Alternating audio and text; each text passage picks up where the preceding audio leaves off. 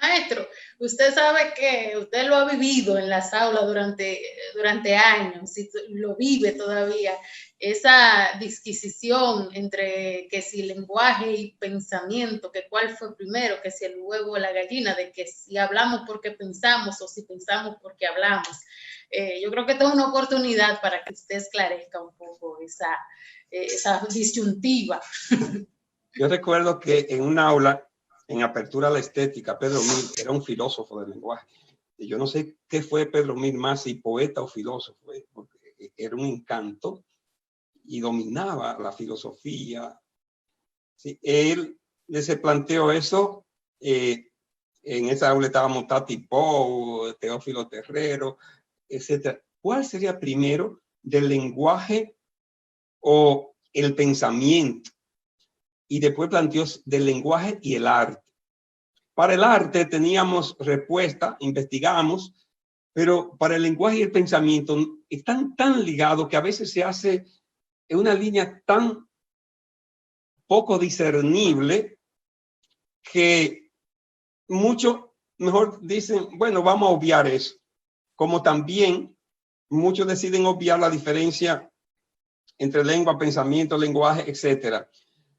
Y yo creo que no es correcto en la academia, porque yo creo que, y ahí hay que darle su mérito a Carlisle González, que ha hecho un esfuerzo porque se mantengan las categorías. Es un problema epistémico hasta cierto punto, y yo defiendo esos problemas categoriales. En la academia debemos saber lo que es el lenguaje, debemos saber lo que es la lengua y diferenciarlo, lo que es el pensamiento, etcétera, a nivel de academia, porque son categorías y son categorías de la lingüística. Y nosotros eso no nos perdemos. Ahora bien, también debemos saber que cuando una persona dice lenguaje, atribuyéndose a la lengua, no necesariamente está equivocado, porque es probable que lo sepa, pero sabe que la lengua a su vez es el lenguaje. Todo depende de lo que esté explicando. Lo que es inaceptable es que explique el lenguaje como lengua o la lengua como el lenguaje a nivel de explicación. A nivel de pensamiento, yo creo, ahí sigo a Engels, porque precisamente Engels dice que el pensamiento y el lenguaje nacieron juntos. Yo diría hoy el pensamiento complejo, porque en ese entonces se creía que los animales no tenían pensamiento. Y nosotros los humanos tendemos a ser muy engreídos.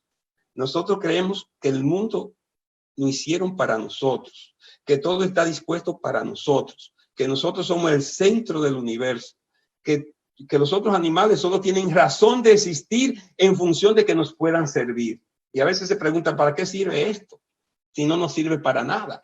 Entonces, ese tipo de pensamiento, vamos a llamarle racional hasta cierto punto, yo creo que es plausible plantear lo que haya surgido concomitantemente con el lenguaje, que pudo haber existido pensamiento instintivo, porque si nos ubicamos a aquella aldea global primitiva, hoy tenemos una aldea global, digamos, mucho más amplia, pero ya esa aldea la vivimos. En principio, la onomatopeya debió tener mucho poder comunicativo. Al principio, el lenguaje debió reducirse prácticamente a la onomatopeya, porque tenemos que imaginarnos en una aldea donde todo se escucha, se puede vocear, por eso podían coger tambores, pero antes que el tambor y que todas las formas simbólicas, una mujer parturienta se iba a distinguir por algún grito onomatopeico. Y la aldea lo sabía porque eso es presencial. Un peligro inminente de una fiera podía expresarse por el rugido de la fiera, o sea, la imitación, ¿verdad? Entonces, eso, según Engels, fue a la vez desarrollando el lenguaje, la lengua, él no llama lengua, pero ellos el lenguaje, la lengua, el habla y el pensamiento. Yo no soy tan radical como aquellos que dicen que no existe pensamiento sin lengua. Yo lo que sí creo que es imposible expresar el pensamiento y desarrollarlo si la lengua no se desarrolla. Y eso lo vemos. Nosotros pensamos mejor en la medida que desarrollamos más la lengua. Nosotros pensamos más amplio en la medida que desarrollamos la lengua. Nacen juntos y crecen juntos. Por eso yo creo que probablemente fueron concomitante. Y esa pregunta del huevo y la gallina es una pregunta interesante. Yo he hecho esa anécdota en alguna parte porque yo hice aparentemente ridículo en una clase de filosofía que alguien dijo, pero ese es, el profesor dice, pero esa es la discusión de huevo y la piedra. Y yo, pero profesor, yo siempre me he preguntado que cuál sería primero de huevo y la piedra, perdón, de huevo y la gallina. Y se rieron y yo seguí pensando que era una pregunta interesante. Para mi sorpresa, Popper plantea que realmente es una pregunta muy trascendente, dice Popper.